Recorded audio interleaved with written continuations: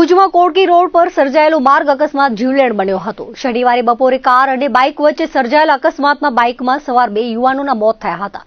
ભુજના airport road પર પૂર ઝડપે આવતી ક્રેટા કારે બાઇકને ટક્કર મારી હતી। રાવલવાડીથી બાઇક પર આવી રહેલા 3 લોકો કોડકી રોડ પહોંચ્યા ત્યારે આ અકસ્માત સર્જાયો હતો। પૂર ઝડપે આવી રહેલી કાર બાઇકને જોરદાર ટક્કર મારતા 3 યુવાનો ગંભીર રીતે ઘાયલ થયા હતા, જે પૈકી ભુજના જ્યેષ્ઠનગરમાં રહેતા 43 વર્ષીય આમદ હસન સમા અને રામનગરીમાં રહેતા 37 વર્ષીય નરેશ ભીમજી ચારણનું સારવાર દરમિયાન મોત થયું હતું। ક્રેટાના શોરૂમમાંથી ટેસ્ટ ડ્રાઈવ માટે ગાડી લઈને નીકળેલા ડ્રાઈવરે આ અકસ્માત સર્જ્યો હતો, જેમાં બાઇક અને ક્રેટા કારમાં ભારે નુકસાન થયું હતું। બપોરના અરસામાં બનેલા બનાવ સમયે મોટી સંખ્યામાં લોકો એકત્ર થઈ ગયા હતા। માર્ગ અકસ્માતમાં 2 યુવાનોના મોતથી ભારે અરેરાટી ફેલાઈ હતી। વર્ષ 2024ના અંતિમ સપ્તાહે કચ્છ જિલ્લામાં સર્વત્ર ઠારનું સામ્રાજ્ય છવાયું છે। જિલ્લામાં કમોસમી માવઠું થવાની શક્યતા ઓસરી છે। પશ્ચિમી વિક્ષોભની અસર ઓસરતા સાથે જ લઘુત્તમ તાપમાનમાં મોટો ઘટાડો થયો છે। રાજ્યના સૌથી સ્થિત મથક નલિયામાં ગઈકાલે ડબલ ડિજિટમાં પહોંચેલ લઘુત્તમ તાપમાનમાં 6 ડિગ્રી જેટલો મોટો ઘટાડો થયો છે। આજે નલિયાનું લઘુત્તમ તાપમાન 4.2 ડિગ્રી નોંધાયું હતું। વર્તમાન શિયાળાની સિઝનમાં જિલ્લા મથક ભુજનું ન્યૂનતમ તાપમાન પ્રથમ વખત એકલ અંકમાં અટકી જઈને 9.8 ડિગ્રી નોંધાયું હતું। કંડલામાં લઘુત્તમ તાપમાનનો પારો 13 ડિગ્રીએ સ્થિર થયો હતો। ચાલુ સિઝનનો સૌથી ઠંડો દિવસ કચ્છવાસીઓએ પસાર કર્યો હતો। જોકે ઉત્તરાધાર ડંખીલા વાયરાના વેગમાં ઘટાડો થતાં લોકોને થોડી રાહત જરૂર મળી હતી। કાતિલ ઠંડીના પ્રભાવથી કચ્છનું જનજીવન પ્રભાવિત થયું છે। નાતાલની રજાઓ માણવા જિલ્લા બહારથી કચ્છમાં સહેલાણીઓ ઉમટી પડ્યા છે। જિલ્લા બહારની અનેક શાળાઓના છાત્રો કચ્છના પ્રવાસે આવ્યા છે, ત્યારે કચ્છની કડકડતી ઠંડીનો અનુભવ પ્રવાસીઓને પણ થયો હતો। હાલમાં કચ્છમાં ભૂકા બોલાવતી ઠંડી પડી રહી છે, તેમજ 31st નજીક છે અને પ્રવાસીઓના ધાડે ધાડા ઉમટી પડ્યા છે। તેવામાં ગેરકાયદે શરાબ વેચતા ધંધાર્થીઓ ગ્રાહકની શોધમાં હોય છે। પૂર્વ કચ્છના દારૂના ગેરકાયદે વેપલા પર એક તરફ સપાટો બોલાવાયો છે, બીજી તરફ પશ્ચિમ કચ્છમાં જાણે છૂટ હોય તેમ માંડવી બીચ પર શરાબનો જાહેરમાં વેપલો થતો હોવાનો વિડીયો વાયરલ થતા પોલીસની આબરૂના ધજાગરા ઉડ્યા છે। એક વ્યક્તિ બીચ પર ઊભો છે અને એક્ટિવા પર દારૂ અને બિયરના ટીન રાખ્યા હતા। આ વિડીયો સોશિયલ મીડિયામાં ભારે વાયરલ થતા ચોતરફથી પોલીસની બેદરકારી સામે સવાલો ઉઠ્યા હતા અને ગાંધીનગર સુધી વિડીયો પહોંચી જતા ભૂતથી એલસીબીએ માંડવી પહોંચીને પ્રવાસીઓને દારૂનું આમંત્રણ આપનાર શખ્સને ઝડપી લીધો હતો। વિડીયોમાં દેખાતો શખ્સ મોહનીશ મહેન્દ્ર ઉદાસી છે અને તે બાબાવાડીમાં રહે છે। તેના કહેવા પ્રમાણે 2 મહિના પહેલા માંડવી બીચ પર દારૂ પીવા ગયો હતો, ત્યારે મિત્ર કમલસિંહ જાડેજાએ વિડીયો બનાવ્યો હતો। પોલીસે પકડ્યો ત્યારે મોહનીશ ખુદ દારૂ પીધેલી હાલતમાં મળી આવ્યો હતો, જેની સામે માંડવી પોલીસના પ્રોહિબિશનનો ગુનો દાખલ કરવાની તજવીજ હાથ ધરવામાં આવી છે। આપણા પશ્ચિમ કચ્છ જિલ્લાના માંડવી બીચ ઉપર જે વિડીયો વાયરલ થયો હતો, એની અંદર આ કૃત્ય મોહનીશ ઉર્ફે મોન્ટુ મહેન્દ્રભાઈ ઉદાસી અને બીજા નંબરમાં કમલ જાડેજા, આ 2 લોકો દ્વારા કરવામાં આવેલું કૃત્ય છે, જે બંને ઉપર પ્રોહિબિશનના કેસ પણ કરવામાં આવેલા છે। અને આ વિડીયો 2 મહિના પહેલાંનો જૂનો એણે વાયરલ કર્યો છે। આખા સમગ્ર ઘટનાની અંદર આ બંને વ્યક્તિઓ ત્યાં દારૂ વેચવાની સતત પેરવીમાં હતા, પરંતુ પોલીસનું સતત પેટ્રોલિંગ અને સતત ત્યાંની જે કાર્યશીલતા છે એના અનુસંધાને એ લોકો દારૂ વેચી શકતા નહોતા। અને એણે આપણા પોલીસ કોન્સ્ટેબલોને પણ સતત ત્યાં જોયેલા છે, એની સાથે પણ વાર્તાલાપ એ રીતનો થયો છે કે ભાઈ કોઈ પણ દારૂ વેચશે તો છોડવામાં નહીં આવે। એ આ પોલીસની કડક કાર્યવાહીના અંતે આ લોકોએ જોયું કે આપણું કામ અહીં ફાવશે નહીં। જ્યારે આ વિડીયો વાયરલ કરવામાં આવ્યો છે એ સમય અત્યારનો છે, જે ત્યારે સ્લેક સિઝન હતી, એ સમયમાં ત્યાં ટુરિસ્ટો એટલા બધા નહોતા, એ સમયે આ ચોરી છુપીથી બનાવવામાં આવેલો વિડીયો છે। અને આ વિડીયોનો મકસદ એટલો જ છે કે પોલીસને બદનામ કરવી। એ લોકોનું એવો મેસેજ છે કે જો અમને દારૂ વેચવા નહીં દેવામાં આવે તો અમે ગમે ત્યારે તમને બદનામ કરશું। આ મેસેજ પાસ કરવા માટે એણે આવું નેગેટિવ વિડીયો બનાવી અને વાયરલ કર્યો છે।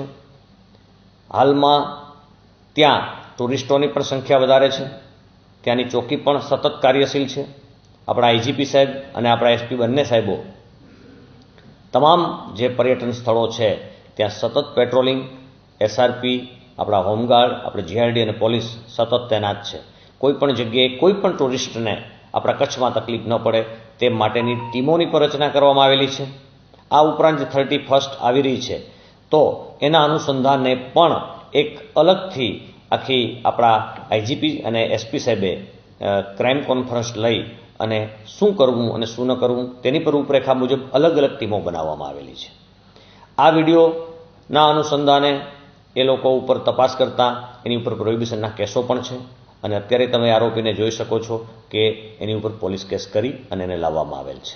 પોલીસ તો અમે તમામ આપણા મીડિયા દ્વારા એક નાગરિકોને પણ અમે અપીલ કરી રહ્યા છે કે આવું તમે ક્યાંય પણ કોઈ ઉતારતા હોય, કાંઈ પણ જોતા હોય કે ક્યાંય પણ તમને માહિતી મળે કે કોઈ દારૂ વેચે છે કે દારૂ પીવે છે તો તાત્કાલિક અમને જાણ કરો.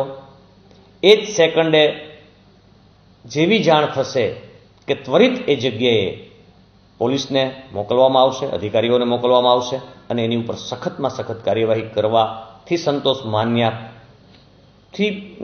નહીં લેવામાં આવે. પરંતુ દારૂ ક્યાંથી આવ્યો છે, કોણ એના મૂળમાં છે એ પણ પોલીસ તપાસ કરશે એવું આપણા એસપી સાહેબે તમામને સૂચના આપી છે.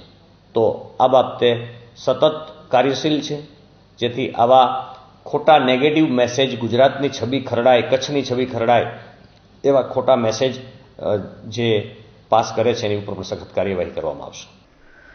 ન્યૂ યરના તહેવારને આડે હવે ગણતરીના દિવસો બાકી રહ્યા છે ત્યારે પોલીસ તંત્ર કાયદો અને વ્યવસ્થાની સ્થિતિને જાળવી રાખવા સતર્ક બન્યું છે. ગઈકાલે ભુજમાં પોલીસ વિભાગ દ્વારા વિવિધ સ્થળો પર વાહન ચેકિંગ ઝુંબેશ હાથ ધરવામાં આવી હતી. પોલીસે કાળા કાંચવાળા વાહનોમાંથી બ્લેક ફિલ્મ ઉતારી હતી. ઉપરાંત શંકાસ્પદ વાહનોની સઘન ચકાસણી કરાઈ હતી. 31st હવે નજીક આવી રહી છે. તહેવારોની ઉજવણી સબબ આપણા કચ્છના તમામ ટુરિસ્ટો અને કચ્છના તમામ નાગરિકો શાંતિથી તહેવારોને ઉજવી શકે, માણી શકે એ માટે આપણા મહેરબાન આપણા HM સાહેબ, આપણા ડીજીપી સાહેબ અને રેન્જ આઈજીપી ચિરાગ કોરડિયા સાહેબ તેમજ આપણા એસપી શ્રી વિકાસ સુંદર સાહેબ નાઓએ સખત સૂચનાઓ આપેલી છે અને પ્રોહિબિશન લગત ખાસ કાર્યવાહી કરવા માટે પણ એક અલગથી અલાયદી ક્રાઇમ કોન્ફરન્સ પણ યોજવામાં આવેલ છે. આ બાબતે એ જે મુદ્દાઓ છે એની શોર્ટમાં આપને વાત કરું તો સૌથી પહેલાં તો જે જગ્યા ખાનગી પાર્ટી પ્લોટો છે, ખાનગી ફાર્મ હાઉસો છે, એની એક મિટિંગ કરવામાં આવશે એના માલિકો સાથે અને ત્યાં કોઈ પણ અઘટિત ઘટના ન બને તે માટેની ખાસ એ લોકોને સૂચના આપી છે. આ ઉપરાંત તેમ છતાંય આવી જગ્યાઓમાં એસઓજી, LCB અને ડી સ્ટાફના માણસો પણ ખાનગી ડ્રેસમાં સતત વોચમાં રહેશે. નંબર 2 મુદ્દો નંબર એ છે કે જે શહેરી વિસ્તારની અંદર નાઇટ દરમિયાન કોઈ રોમિયો નીકળી ના પડે અને એવા લોકો ક્યાંય પણ કોઈ એવું કૃત્ય કરતા માલુમ પડે એની પહેલાં સી ટીમ તૈનાત છે તો સી ટીમને અલગથી એક્ટિવ કરવામાં આવી છે. ત્રીજા નંબરની અંદર જે જગ્યાએ વેલકમ 2025ને વેલકમ કરવા માટેના જ્યાં પ્રોગ્રામો થવાના છે એ પ્રોગ્રામોની અંદર પણ મારા ખાનગી ડ્રેસમાં police, LCB, SOG, D staff તૈનાત હશે. ત્યાં પણ કોઈ એવું છમકલું થાય પહેલાં એને ઝડપી અને કાયદેસરની કાર્યવાહી કરવામાં આવશે. બ્રીથ એનાલાઇઝરથી સતત ટીમો બનાવી ચેકિંગ ચાલુ છે. આ ઉપરાંત જે આપણા શહેરની અંદર એન્ટ્રી અને એક્ઝિટ પોઈન્ટો છે ત્યાં સખત વાહન ચેકિંગની રચનાઓ કરી છે. શાંતિથી, વિવેકથી અને મક્કમતાથી પોલીસ વાહન ચેકિંગ કરશે. બ્રીથ એનાલાઇઝરથી તમામને ટેસ્ટ કરશે. કોઈ પણ માણસ આવો પીધેલો કે દારૂ સાથે મળશે તો કોઈને છોડવામાં નહીં આવે. સાથે સાથે જે જાહેર સ્થળો, પ્રતિબંધિત વિસ્તારો છે કે જ્યાં લોકો અને દીકરીઓ એ આરામથી ફરી શકે અને જ્યાં ખરીદી કરી શકે એવા વિસ્તારોની અંદર પણ અમારી PCR સતત ફરતી રહેશે.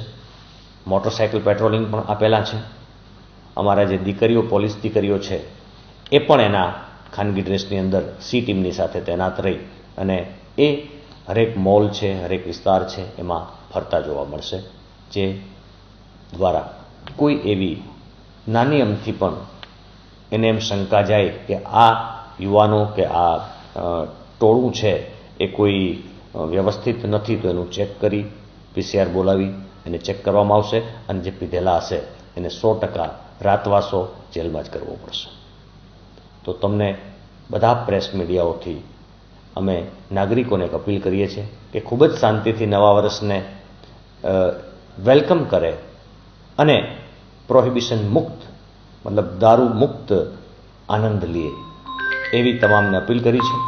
ખાસ કરીને યુવાનો છે એ યુવાનો પોતાને એના મિત્રો છે એના મિત્રોની વાતોમાં ન આવે કે જે આલ્કોહોલિક છે અને એને પણ સમજાવે અને તેમ છતાંય જો ન સમજે તો અમારો સંપર્ક કરી એની ઉપર કાર્યવાહી કરવા માટે અમને જાણ કરે.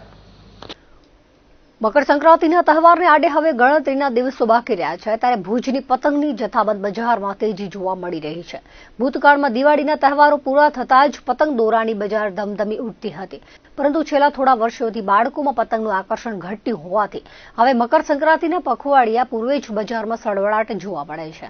ભુજમાં પતંગ દોરાનું જથ્થાબંધ વ્યવસાય ચલાવતા પરેશભાઈએ જણાવ્યું હતું કે મકર સંક્રાંતિ નજીક આવતા ગ્રામ્ય વિસ્તારના વેપારીઓની ખરીદી શરૂ થઈ છે. આ વર્ષે ભાવમાં કોઈ વધારો થયો નથી, પરંતુ કચ્છના પતંગ રસિકોમાં લોકપ્રિય બરેલીની દોરની ભારે અછત જોવા મળી છે. બરેલી વિસ્તારમાં લાંબા સમયથી ગાઢ ધુમ્મસ પડી રહી છે, જેથી બરેલીની દોરીનું ઉત્પાદન ઘટ્યું છે. બરેલીની દોરીની અછત હોવાથી ગ્લાઇડર, તેજ કમાન્ડર વગેરે દોરીની માંગ વધી છે. બાળકોમાં બેન 10, છોટા ભીમ, મોટું પતલું જેવી પ્રિન્ટેડ પતંગોનું આકર્ષણ હજુ એકબંધ રહ્યું હોવાથી તેનું વેચાણ સારું રહ્યું છે. યુવા પતંગ રસિકો કાગળની ચાંદ, ચીલ જેવી પતંગોની પસંદગી કરી રહ્યા છે. ઝાલરવાળી પતંગનું વેચાણ પણ શરૂ થઈ ગયું છે. સરકારી પ્રતિબંધના કારણે ચાઇનીઝ તુક્કલનું વેચાણ વર્ષોથી બંધ થયું છે. હવે ગ્રાહકો પણ માંગ કરતા નથી તેવું તેમણે વધુમાં જણાવ્યું હતું. આ વર્ષે ઉત્તર ભારતમાં પડી રહેલા ગાઢ ધુમ્મસના કારણે સારી ગુણવત્તાની ફિરકીઓની અછત છે.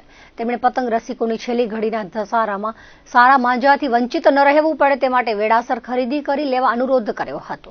આપણે મકર સંક્રાંતિ તહેવારની જો વાત કરીએ તો ગણતરીના દિવસો બાકી છે. અત્યારે બરેલીની ફિરકીઓની શોર્ટેજ છે, કેમ કે ત્યાં એકદમ માગ પડે છે, ધુમ્મસ છે, એના કારણે કોઈ પણ માલ બનતો નથી, કેમ કે આને ફૂલ તડકો જોઈએ સુકાવવા માટે. બીજો અમારા કને ગ્લાઇન્ડર, તેજ કમાન્ડર, લાલ કિલ્લા એ ફિરકીઓ સારી ચાલતી હોય છે.